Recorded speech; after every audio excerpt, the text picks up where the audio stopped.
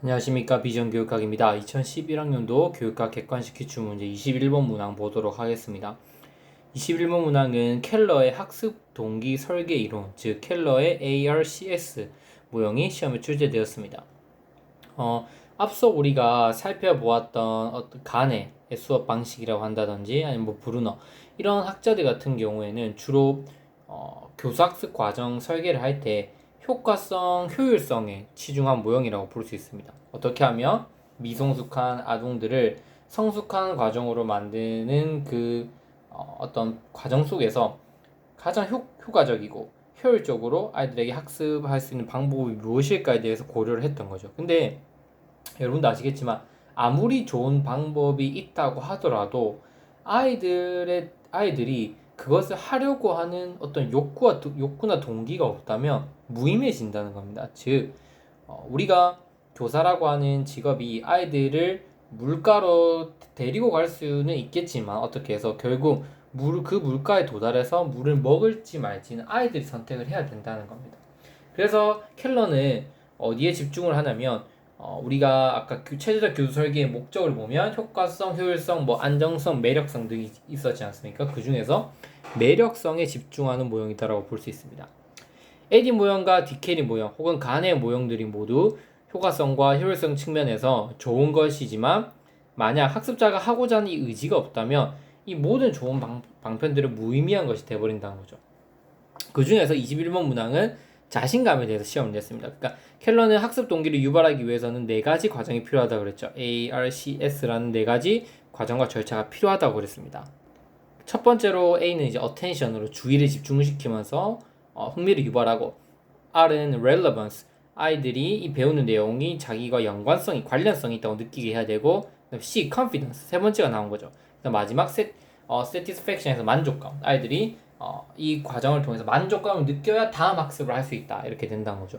그래서 객관식 시험에 이 출제가 됐다. 그러면 물론 서술형에서 ARCS 전체를 다 물어볼 수는 없겠죠. 근데 이 중에서 아마 객관식에서도 하나를 물어본 것처럼 우리도 충분히 어떤 부분이 서술형으로 나올 수 있다라고 볼 수 있죠. 이게 어렵진 않습니다. 이 부분이 어렵진 않지만 그래도 이 동기 이론을 이해하고 암기하게 되면 굳이 암기하지 않아도 머릿속에 자동으로 저장이 되니까 그 부분에 대해서 제가 초점을 두고 설명을 드리도록 하겠습니다.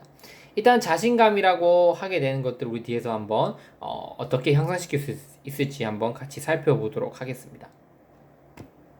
일단 자신감이라고 하는 것의 정의는 학습자가 어떠한 과제를 성공적으로 수행할 수 있다는 자신감을 가질 때 동기가 유지될 수 있다는 어떤 관점에서 나오게 된 것이다라고 볼 수 있죠. 그래서 그러면 핵심은 이겁니다. 학습자가 과제를 성공적으로 수행할 수 있다는 이 자신감을 키워주면 학습 동기는 유지가 될 수 있다는 건데 어떻게 그 자신감을 키워줄 수 있을까?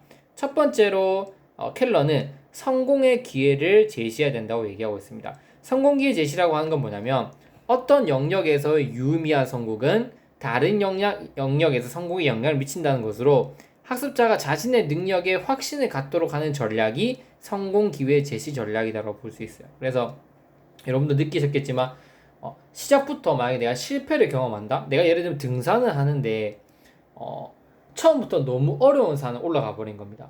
그러니까 그렇게 되면서 그 정상도 찍지 못하고 내려오게 됐죠. 그러면 그 사람이 등산을 지속적으로 할 수 있는 흥미가 생길 수 있을까? 아니라는 거죠. 그러니까 처음에 실패를 맛보게 되면 물론 실패를 해도 도전 때문에 할 수 있겠지만 계속된 실패감에 의해서 무력감에 빠질 수 있다는 거예요. 그래서 중요한 거는 자신감을 키워줘야 된다. 내가 이걸 성공적으로 해낼 수 있다는 자신감. 그래서 등산도 보면 산의 높이가 500m, 600m, 700m 이렇게 천천히 차근차근 높은 산으로 올라가면 우리가 거기에 대해서 흥미도 느끼고 더 큰 만족감을 얻을 수 있듯이 학습도 마찬가지입니다. 처음부터 어려운 내용을 제시하면 자신감이 떨어지니까 쉬운 것에서 어려운 순으로 과제를 제시하면서 지속적으로 성공감을 느끼게 해준다. 두 번째, 난이도도 적정 수준 난이도를 유지해야 된다. 너무 어려운 난이도, 갑자기 등산을 아무리 잘한다 하더라도 에베레스트산 올라가 버리면 다 실패할 수밖에 없겠죠. 그래서 그 학습자의 수준에 맞는 적정 수준의 난이도를 유지한다. 항상 난이도를 쉽게 하라는 말은 아니고 적정 수준은 조금 어려울 수도 있고 조금 쉬울 수도 있지만 중요한 거는 아예 불가능한 거를 가지고는 안 된다는 겁니다. 세 번째는 다양한 수준의 시작점을 제시해서 학습자의 능력 수준에 맞는 내용을 선택적으로 제시할 수 있도록 한다라고 볼 수 있죠. 그래서 아이들이 자기가 언제든 원하는 수준에서 학습을 시작할 수 있도록 하는 게 중요하다라고 볼 수 있습니다. 두 번째로는 학습의 필요 조건 제시가 있죠. 필요 조건 제시는 뭐냐면 어떻게 해야 성공하는지 모른다면 아이들이 혼란스러워할 것입니다. 따라서 어떻게 하면 성공할 수 있을지 인식을 주고 그 성공에 대해서 이렇게 하면 내가 성공할 수 있구나. 그러면 이거대로만 하면 되겠네. 확신을 가지도록 해서 내가 나도 잘하면 이것만 잘 해내면 성공할 수 있겠다라고 하는 동기를 높이는 전략입니다. 그래서 수행에 이렇게 필요 조건과 평가 기준을 제시함으로써 성공에 대한 긍정적인 기대감을 갖도록 하기 위한 전략이라고 볼 수 있겠죠. 그래서 이 학습 내용을 성공하려면 너는 이런 것들을 가지고 있어야 돼. 이런 것들이라고 하는 건 뭐냐? 선수 학습 능력. 네가 이걸 하기 위해서는 기본적으로 뭘 갖추고 있어야 되고, 그 다음에 평가 기준. 이 목적을 도달하기 위해서는 너는 이러한 문제를 나중에 다 풀 수 있어야 돼. 그리고 그 문제 풀 수 있는 내가 기회를 제공해 줄게. 이 문제를 연습해서 너가 숙달해서 잘 풀 수만 있다면 너는 이거를 나중에 성공적으로 할 수 있을 거야. 그래서 예를 들면 등산을 계속 예를 들면 한라산에 등반하고 싶다고 얘기를 한다면 한라산과 비슷한 높이 혹은 좀 적은 높이의 산들에 대해서 지속적으로 연습할 수 있는 기회를 줘야 된다는 거죠. 등산을. 그래서 이거를 계속 너가 이 시간 안에 등반할 수 있으면 충분히 한라산도 너네가 최종적으로 등산할 수 있다. 이런 그 아이들에게 인식을 줘야 된다는 겁니다.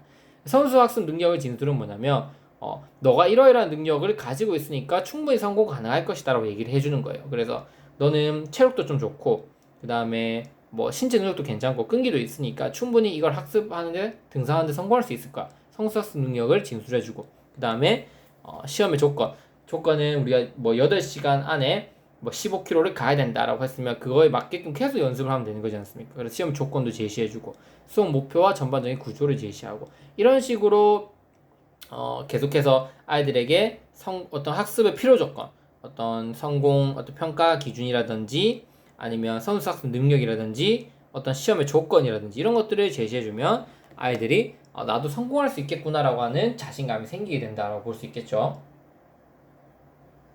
자, 마지막으로 개인적 조절감 증대를 보겠습니다. 개인적 조절감 증대는 학업의 성취가 개인의 능력과 노력에 따라 달라질 수 있다는 피드백을 받음으로써 동기에 유지된 것. 이건 쉽게 얘기해서 내가 언제든지 학습을 시작할 수 있고 언제든 학습을 내가 마무리 지을 수 있고 또 나의 의도에 의해서 학습을 시작하면 언제든지 난 성공을 할 수 있고 내가 노력하는 거에 따라서 내가 얻을 수 있다. 이런 인식이 있어야 돼요. 내가 노력하면 내가 성공할 수 있겠구나. 그리고 내가 언제든 학습을 시작할 수 있고 끝낼 수 있겠구나라고 하는 어떤 개인의 어떤 이런 피드백, 개인의 성공에 대한 피드백과 조절을 받으면 유지된다는 겁니다. 예를 들면 노력이나 능력의 성공을 기인시키는 거죠. 그래서 성공의 이유를 자신의 노력이나 능력에 찾도록 함으로써 자신감을 상승시킨다. 그 다음에 학습 속도를 조절한다. 다음 학습으로 넘어가는 것을 학습자가 정할 수 있도록 하고 학습의 끝을 조절할 수 있도록 한다. 그래서 언제든지 학습 상황에서 빠져나와서 다시 돌아갈 수 있도록 할 수 있도록 하고 또 원하는 부분 회귀할 수 있도록 하고 이렇게 스스로가 학습을 통제하고 있다는 느낌이 들도록 한다면 아이들이 자신감이 생기는 거예요. 그럼 내가 정말 이거를 내가 뭐 주도하고 있구나. 이 학습을 내가 잘 이끌어가고 있구나. 이런 식의 느낌을 받을 수 있도록 계속 일방적으로 시키는 게 아니라 스스로 속도도 조절하고 원하는 걸로 돌아가고 그 다음에 학습의 끝을 조절하고 노력이나 능력의 성공을 기인할 수 있도록 한다면 개인 학업 성취가 나의 역량에 따라 달려있는구나. 즉, 이 학업의 성공과 실패는 내가 얼만큼 노력하냐, 아니면 내가 얼만큼 뭐 도전을 하냐, 이런 것들에 따라서 달라질 수 있겠구나라고 하는 인식을 주는 게 바로 개인적 조절감 증대라고 볼 수 있습니다.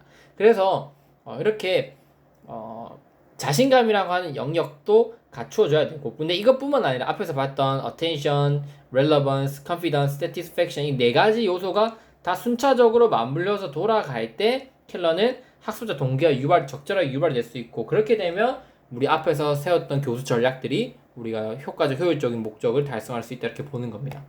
그래서 이 문항을 통해서는 여러분들이 켈러의 자신감을 높이는 방법에 대해서 명확하게 숙지하는 시간이 됐으면 하는 바람에서 영상을 찍게 되었습니다.